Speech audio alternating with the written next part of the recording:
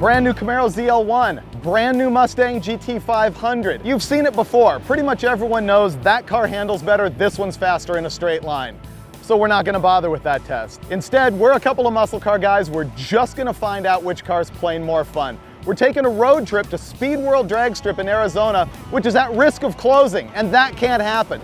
So we're gonna drag race these cars there and be really irresponsible along the way.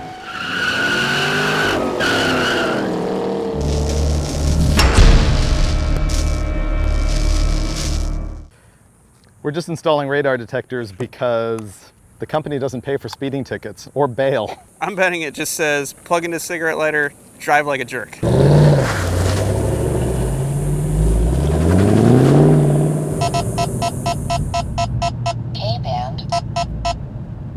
Wow. I've never had a radar detector before.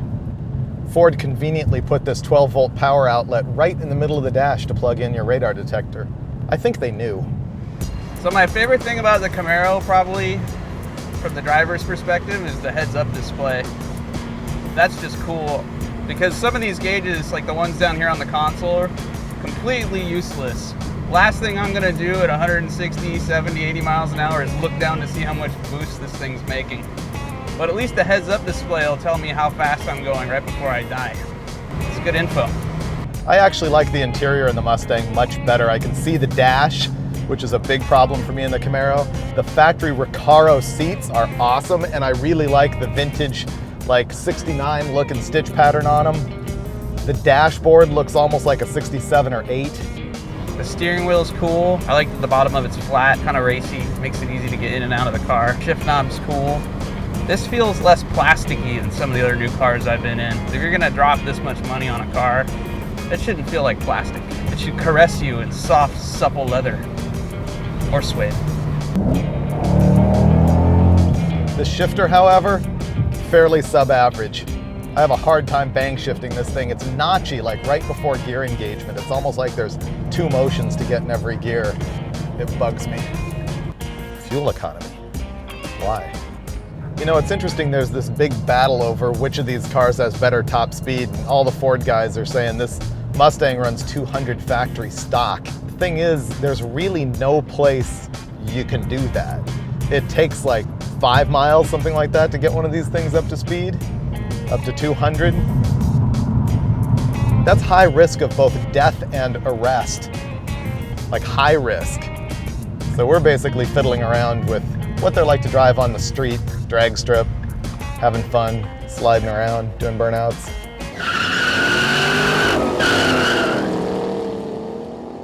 Let's be professionals about this. Professionals about this? There's no part of the show that's professional.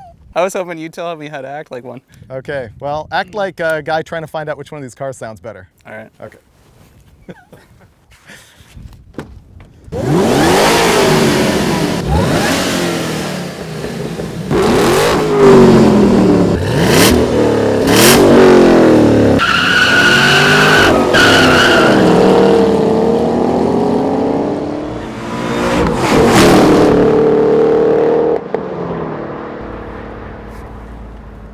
Feeling we're gonna get real used to this scenario. Gas station. I'm prepared for science. We have the 3 basic styles of road trip cups.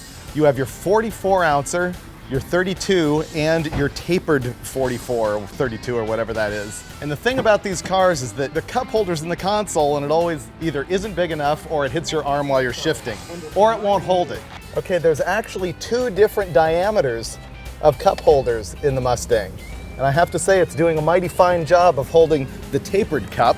Here, hand me the bladder buster. I sense a fail coming on. Yeah, I'm gonna call this acceptable. That's good. Now let's go with the full-on 44 ouncer. It does fit in the rear cup holder. So the only next challenge is whether you can bang shift with that in there or not. Okay, moving on to the Camaro, we'll start easy. Oh, it also has 2 different diameters, except for in this case, the larger one's in the front. Okay. That's looking pretty good. That's looking pretty good. Although you will note there is no chance you would fit 2 of these in the car. That's something we need to check on the Mustang. If you have a buddy with you, that's not gonna work. See, you try and get this in there, and that's not cool. The medium fits in. Now let's go for the bladder buster. Nope, fail. Camaro is fail on bladder buster. All right, well, all that's left is the bank shift test.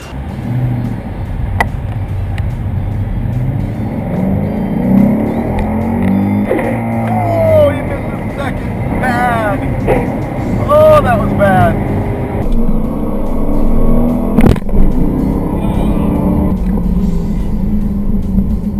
Okay, cup holder test failed. Suede seats are not going to be happy. I didn't mangle my cup, but I did miss second in a horrible way. Yuck. So, I guess the conclusion there is that you can drive these things with the cups in it as long as you don't want to be a hot rodder.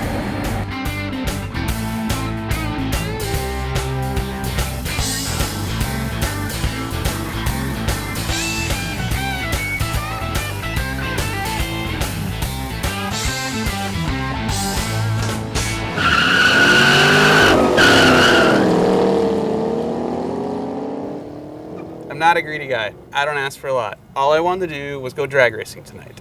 I know. But we made it. We're at Speed World. Made it just in time for the rain. Yeah, I waited just in time for the killer thunderstorm, which isn't happening right now, but it got wet enough that they had to shut down the track for the night. So we're not going to be able to run the Camaro and the Mustang. But we're having fun anyway. We'll figure out something to do.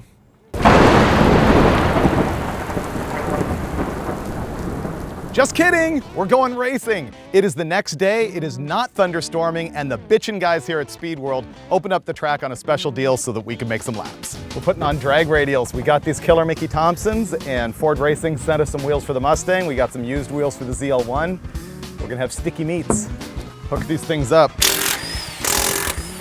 So competition to see who can drive them quicker, right? Ugh, you're going down. Okay. I bank gears like nobody. I do too, I just miss them when I'm driving the Mustang. That's a problem. These are gonna heat, soak, and slow down, so whoever drives each car first is gonna win. So who's gonna drive what first? You miss gears in the GT500, and the Camaro's probably slower, so let's just rock, paper, scissors. Okay. Rock, paper, scissors. Smash! Mustang! Okay. First drag race with Freiburger. 154-degree inlet air temp, not good. None of that matters if you can't find second gear, dude. I might not ever find second gear in this thing. I hope for your sake you have some sort of strategy. I'm not gonna get fancy until I can figure out where the second gear is on this little doohickey in the console here. I don't blame you. Loser buys dinner, and I'd like a steak. Thank you.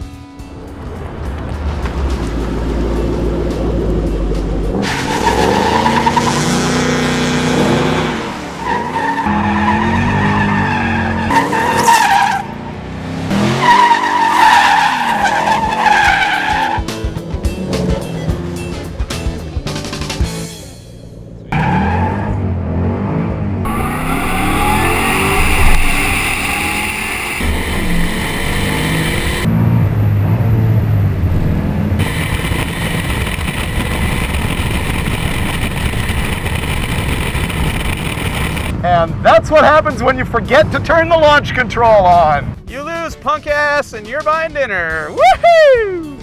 Oh no, that's by average at the end of the day. That's not this one pass. Oh no, that was that one pass. You lose, you're buying dinner. Woohoo! You are a cheating SOB. You went red by almost 0.3 of a second. That's a test day. That's why God invented Christmas trees, to keep guys from leaving early.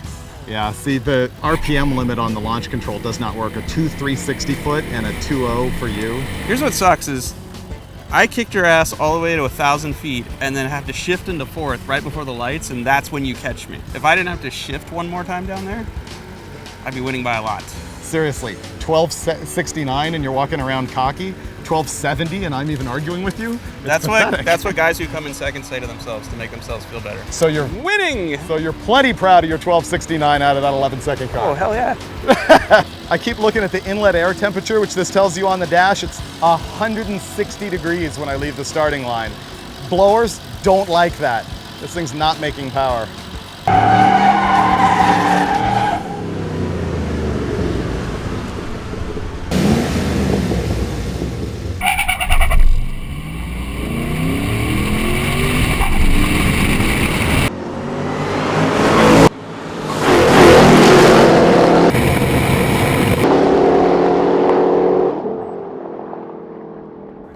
I didn't know Africa was this sticky. It's pretty sticky. Explain to me why it's this sticky and we couldn't make either car hook up. Well, Well, it's because it was... it's a matter of physics. It's 150 degree track temperature is part of the problem. Physics? And it was 113 degrees out and making no power. Physics? Yeah, so essentially we're disappointed in our performance at the drag strip, but I think Finnegan's got to be more disappointed than I am because I did run the lowest ET, the highest mile an hour, and had the best reaction time, so I win. Which car were you in? The lighter one with the more horsepower? We both drove both of them, right? That was it. Yeah, we both drove both. You made 87 laps in the Mustang and right at the end went, here, this thing's heat soaked, make one or two. Well, but it didn't matter how many laps you made when you miss every gear on every pass. You know, he misses first, it's so bad. Ooh. You got nothing. I'm sore. You got nothing. I'm sore. Yeah, we proved that you're a Camaro driver. Oh, yeah. That's what we proved. I kick ass in the Camaro. You're okay in the Mustang. So bottom line, the cars are way slower than they should have been because of track conditions. We ran 12:44 in the Mustang and 12:69 in the Camaro. Okay, so that's roughly what, 8/10 slower than either one of them should be? Yeah, I've been 3/10 faster in that Mustang than we went today. But dude, it's 105 degrees out. So now we make our own fun on the way home, right?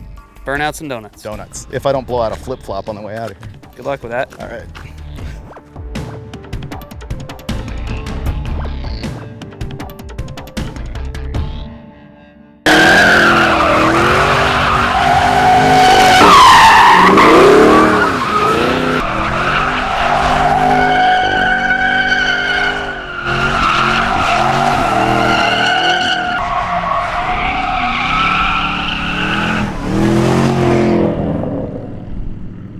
Hey, we lived, we didn't get arrested, even though your cloud of Goodyear smoke is still hanging over Arizona someplace. These cars should have come with respirators. That's all I'm saying, dude. They are good at making smoke. That's what they're both really good for. So overall, you're still taking the Camaro? Oh yeah. I'm taking it home right now, actually. Okay, he's a Camaro guy. One more day with this car, I'm driving it home.